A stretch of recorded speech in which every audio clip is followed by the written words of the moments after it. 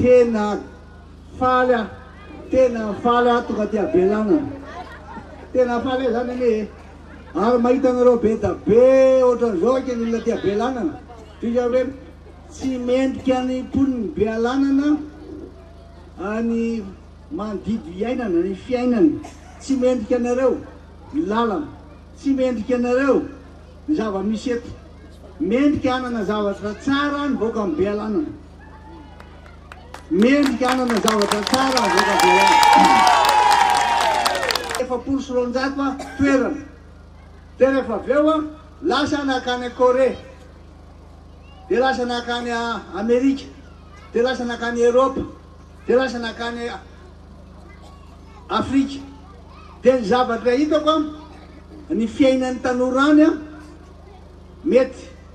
manana ny hoaviny izy fiainan'ny olona lehibe misy mpikarakara ny ankizy mianatra daholo fa ny eto Madagasikara lasa ny totongana tao renireny fanonganam-panjakana tamin'ny 7 sy 10 arivo reny de nijaly teo foana zany ny vahoaka de tamin'izay no mihetsika ny taopoko tao Andriamanitra hoy aho araka ny teny paster toloro saina endry aho matahotra anao inona reny atao aminjenany reto vahoaka reto fa fadiran'ovana tsy mendrika azy ao fiainana zao efa sainga nisy masoandro hiratra tamin'ny 7 sy 10 arivo 7 sy 10 arivo kanto sy andraniny coup d'état iny tamin'ny 7 sy 10 arivo de inona ny zavatra nitranga tsy voafeto iny nijaly ny vahoaka malagasy satria tsisy mifandripahalemana tsy afaka namokatra intsolo izy na tanàn-dehibe na any ambanivohitra de rehefa avy eo varobarotra kely tsy navelona azy zany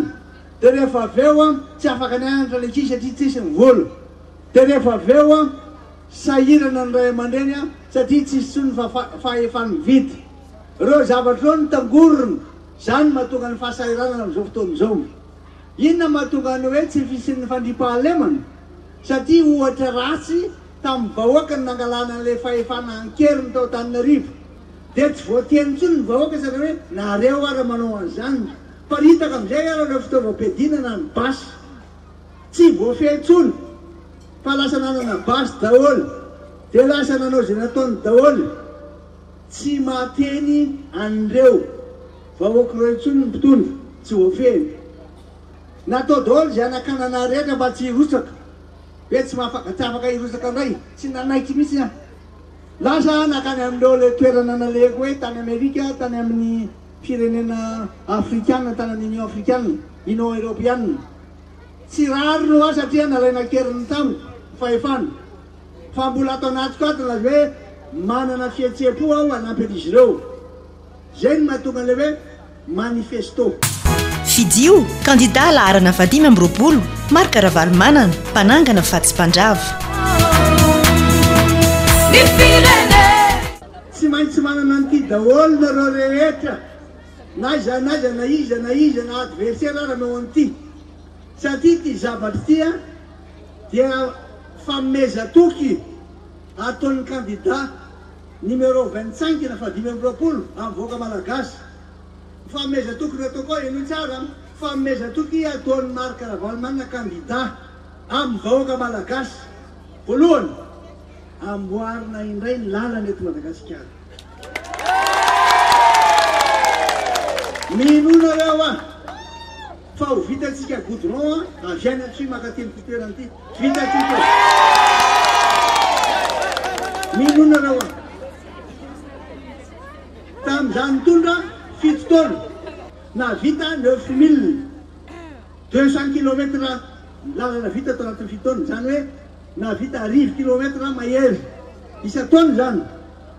de ty eto makariry tsy ho vitatsika fa de matahotra zao ny famezatoky aho omeko ny vahoaka malagasy tsy nareo ihany fa vahoaka malagasy tsy namatsika ihany fa na ireo vahoaka rehetra izy zao voalohany amerina indray ny fandripahalemana eto amin'ny tany sy fanjakana de amerina indray amin'ny lafiny rehetra fiarovana ny vahoaka fiarovana ny olona sy ny fananana zay ny asan'ny président hiaro ny olona sy ny fananana hiaro ny fananatanina rehefa tany alain'ny sasany hoarovana izy ary indrindrindrindra alain'ny vahiny hoarovany azy ady amin'ny tsy fampitsakafo ady amin'ny tsy fampitsakafo maninona ny tenan'izany fantatro ianareo ty fa tena mpamboly vary fa mbola mila fandaminana io a mba hahatonga ny vidiny ho takatro ny vahoaka satria misy tsy mety eo ary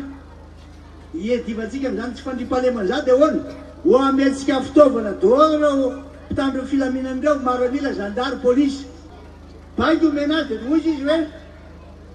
tanterahana ary zay laza azy hoe ny fanevana de hoe hoan'ny tanindrazana noho izany hoe ilaina ny fahaizana ny baiko an'izy ireo de zao no mahatonga ny tenanareo hoe tsy maintsy amena fitaovana izy ireo koa satria ireo fitaovana sy tômôbilina entiny reny a tamin'ny andro ny dada dolo reny mbola mandehandeha reny tômôbily efa vizaka be efa manetroka be zany mandeha ry amamasina mijery a tômôbily efa tokony tsy andeha tsony mbola terena ihany lokolokona fotsiny de alefa fa omena fitaovana vaovao izy ireo amena teknôlôzia vaovao tsy maintsy amerina ny rafitry ny fitsabona raha sanatiavony vava ho i aminareo aty aminareo aty misy salama pahatongany am'izay toerana alena any antsy asa re zay mba sa misy helikoptera tsy fantatro tsony tsy maintsy averitsika ny fitsabona zay ny mainky aloha ny sasany hafa fa ny azy zay apetraka sécurité karakaraina ny olona fitsabona sy ny sakafo hoaniny amin'ny ambara tonga rehetra iantohana ny fahasalaman'ny vahoaka malagasy manomboko zao tsy maintsy karakaraina ny vahoaka mbo salama aloha de amena sakafo izy fitsabona manaraka ny teknôlôzia vaovao fanamboarana ny fitaovana fiterahana ireny ny toeram-pitsabona ny tompo-pahasalamana rehetra centre de santé de base ho amboariny reny hôpitaly reny satria tsisy fitaovana tsony azy zao raha mijery antsika de vidy fanafody olona seroma ravidiny marary amerina ny tetikasa fampianarana io fampianarana io a tena fototra ho avy firenena tena vanina rehefa tsy mahay efa bady ny olona tsisy firenena vanina zany noho izany tsy maintsy ampianarana dolo zanakitsika zanakareo a zanakitsika ireo averina dolo ndray zany ny tetikasa rehetra momba fampianarana ohatra ny reny hoe éducation pour tous reny hoan'ny rehetra io fitaovam-pianarana miaraka amin'ny kit scolaire fanofanana ny mpampianatra so nareo mpampianatra milazy hoe zay fa mahay mahay nareo fa nandritran'izay 6 taona zay efa niova ny teknôlôzia sy ny teknika de asiana fiofanana kely fotsiny io fandrindrana ny fampianarana mba hifanaraka amin'ny filan'ny tsena amin'ny asa ohatra zao aty aminareo aty mamboly vary